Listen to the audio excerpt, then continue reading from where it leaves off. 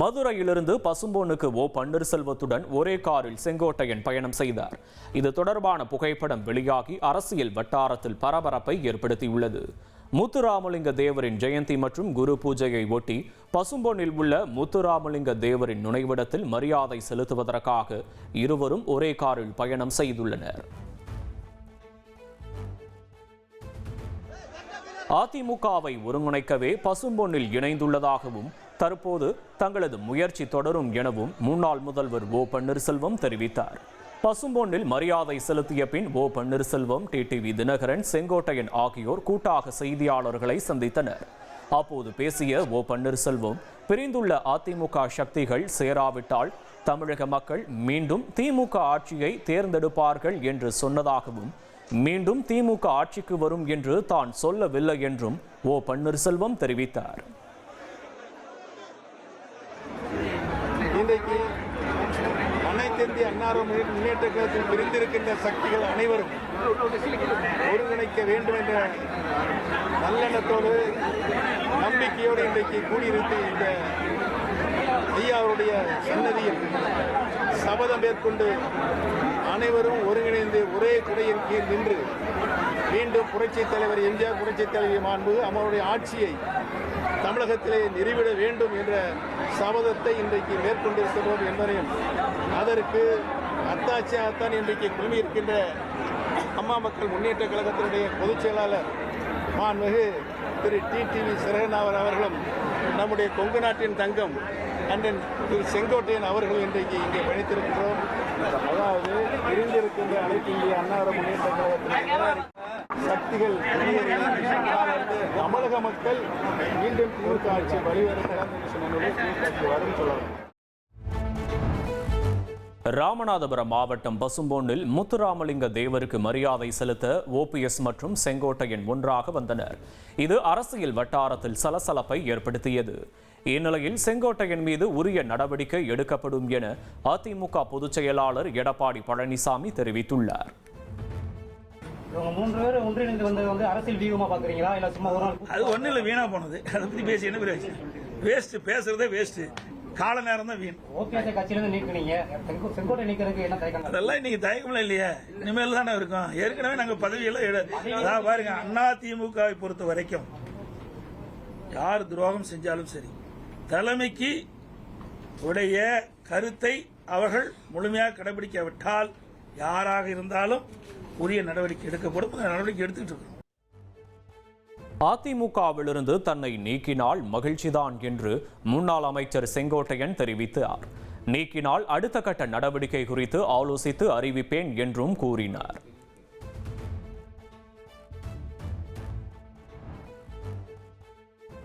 வாக்காளர் பட்டியல் சிறப்பு தீவிர திருத்தப் பணி தொடர்பான ஆலோசனைக் கூட்டம் தமிழ்நாடு தலைமை தேர்தல் அதிகாரி தலைமையில் நடைபெற்றது.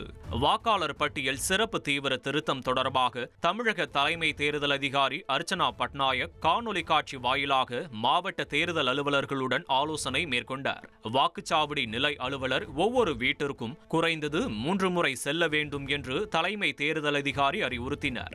வாக்காளர் பட்டியல்கள் துல்லியமாகவும் பிழையற்றவையாகவும் இருப்பதை உறுதி செய்ய வேண்டும் என்று தெரிவித்தார். மேலும் வாக்காளர் பதிவு அலுவலர்களுக்கு பயிற்சி அளிக்கும் பணிகள் மற்றும் நடைமுறைகள் குறித்து விளக்கினார்.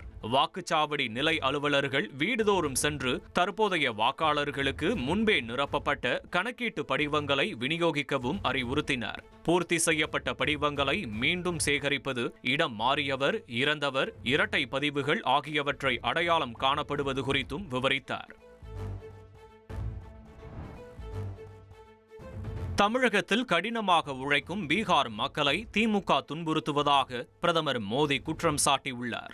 பீகார் மாநில சட்டப்பேரவை தேர்தலை ஒட்டி சாப்ரா பகுதியில் நடைபெற்ற பிரச்சார பொதுக்கூட்டத்தில் பிரதமர் மோடி உரையாற்றினார். அப்போது கர்நாடகா மற்றும் தெலுங்கானாவைச் சேர்ந்த காங்கிரஸ் தலைவர்கள் பீகார் மக்கள் குறித்து தொடர்ந்து அவதூறு செய்வதாக குற்றம் சாட்டினார்.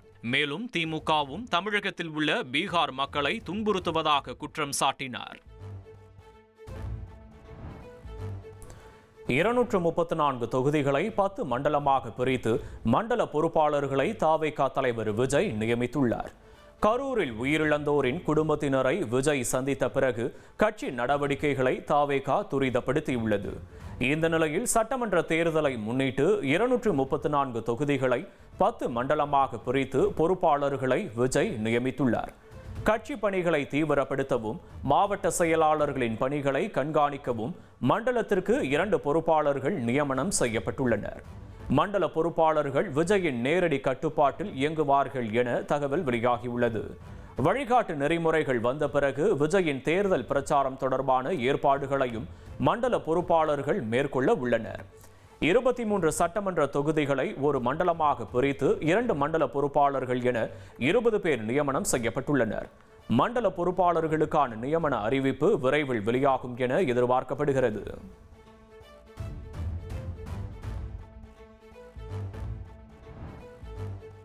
பசும்பொன்னில் கூட்டணி குறித்து பேசிய அதிமுக பொதுச் செயலாளர் எடப்பாடி பழனிசாமி, இதுவரை அதிமுகவும் தாவேகாவும் கூட்டணி குறித்து எந்த பேச்சுவார்த்தையும் நடத்தவில்லை என தெரிவித்தார். மேலும் அதிமுக யாருடன் கூட்டணி வைக்கும் என்பது தேர்தல் நெருங்கும் போதே தெரியவரும் என்றும் தெரிவித்தார். முன்னேற்றங்களும் தாவேகாவோட கூட்டணி நாங்கள் பேச்சுவார்த்தை இதுவரைக்கும் நடத்தல. அதே மாதிரி தாவேகா அதிமுக கட்சியோட கூட்டணி பேச்சுவார்த்தை நடத்தல. கரூர் சம்பவத்துக்கு பிறகு 2-3 இடத்துல இன்றைக்கு தாவேகா கட்சி சேர்ந்த அந்த தொண்டர்கள் எங்க கூட்டத்தில் கொடி பிடிச்சாங்க.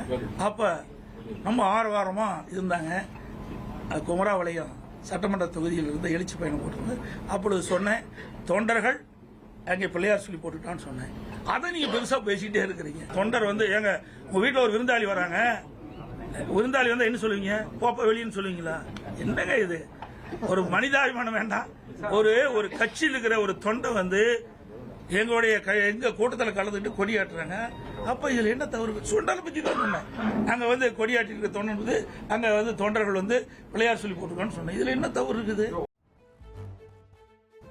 நிறை மாத கர்ப்பிணியாக இருக்கும் தனக்கு பராமரிப்பு தொகையாக மாதம் 6,50,000 ரூபாய் வழங்க மாதம்பட்டி ரங்கராஜுக்கு உத்தரவிடக் கோரி ஆடை வடிவமைப்பாளர் ஜாய் கிறிசில்டா சென்னை குடும்ப நல நீதிமன்றத்தில் மனு தாக்கல் செய்துள்ளார். சமையல் கலைஞரான மாதம்பட்டி ரங்கராஜ் திருமணம் செய்து ஏமாற்றியதாக ஆடை வடிவமைப்பாளர் ஜாய் கிறிசில்டா புகார் அளித்திருந்தார். இது தொடர்பாக மாநில மகளிர் ஆணையத்தில் இருவரிடமும் விசாரணை நடந்தது.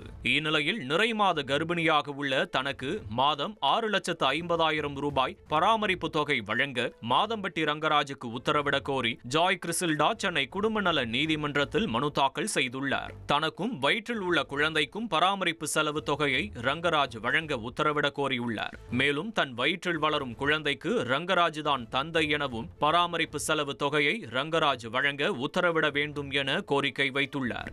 இந்த மனு விரைவில் விசாரணைக்கு வரும் என எதிர்பார்க்கப்படுகிறது. பெங்களூருவில் கார் கண்ணாடியை லேசாக உரசியதில் தொடங்கிய வாக்குவாதம் இறுதியில் கொலையில் சென்று முடிந்துள்ள அதிர்ச்சி சம்பவம் நடந்துள்ளது.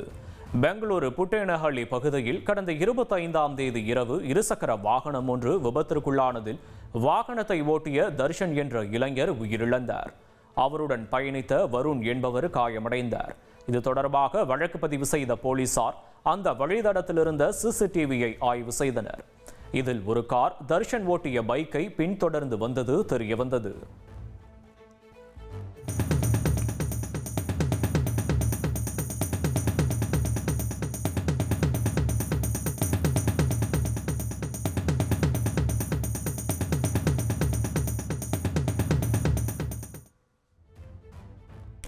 சம்பவம் குறித்து கார் உரிமையாளர் மனோஜ் என்பவரை விசாரித்த போது திடுக்கிடும் தகவல் வெளியானது. மனோஜ் தனது மனைவி ஆர்த்தி சர்மாவுடன் காரில் சென்றபோது தர்ஷன் ஓட்டி சென்ற இருசக்கர வாகனம் காரின் பக்கவாட்டு கண்ணாடி மீது உரசியதும் இதனால் வாக்குவாதம் ஏற்பட்டு ஆத்திரமடைந்த மனோஜ் பைக்கை பின்தொடர்ந்து சென்று காரை ஏற்றியது தெரியவந்துள்ளது. இதையடுத்து விபத்து வழக்கு கொலை வழக்காக மாற்றப்பட்டு மனோஜ் மற்றும் அவரது மனைவி ஆர்த்தி சர்மாவை போலீசார் கைது செய்து சிறையில் அடைத்தனர். கியூபாவை மெலிசா புயல் தாக்கிய சமயத்தில் மணிக்கு 300 கிலோமீட்டர் வேகத்தில் காற்று வீசியதாக அப்பகுதி மக்கள் தெரிவித்தனர். கியூபாவில் மெலிசா புயல் தாக்கியதில் கடற்கரையோரம் இருந்த வீடுகள் சின்னாபின்னமாகின.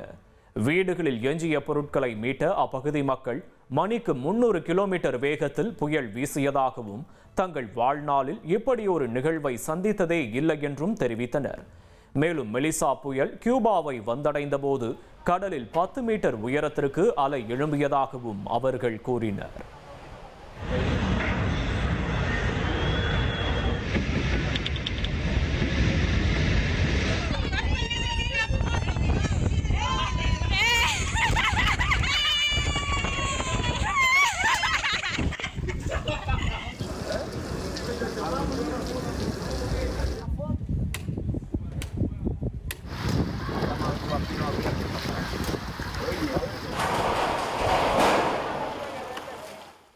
ஆதிக் ரவிச்சந்திரன் இயக்கும் நடிகர் அஜித் குமாரின் 64வது படம் குறித்த அறிவிப்பு அடுத்த வாரம் வெளியாக உள்ளது.